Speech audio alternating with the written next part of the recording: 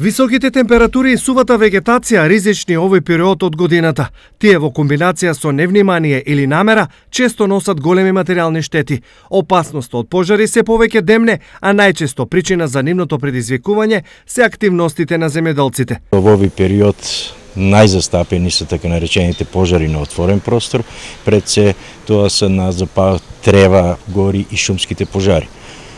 Затоа и еден мој апел кога сме веќе кога овие пожари, кај земјоделците претежно бидејќи жетвените активности се во тек, да избегнуваат палењето на страништа, бидејќи многу често огненот и побегне од контрола и веќе доаѓа до опожарување на поголеми површини, зафаќање на шуми и така натаму. Голем број површини со житарици има во Карбинскиот регион, па Штипската противпожарна единица бележи раст на бројот на пожари на отворено токму во овој регион. Сега критичните точки се претежно земјоделските култури, значи таму дека има посебна житарица, општина Карбинци исто така во значително имаме зголемување на пожарите во летниот период од статистиката што ја водиме.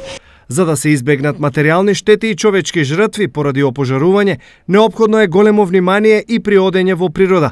Палењето оган 200 метри до шума е казниво и со закон.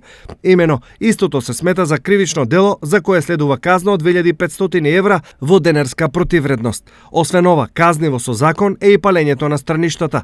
Сепак, досега на истокот нема изречено ниту една казна, а и навиките на нашите земјоделци тешко се менуваат.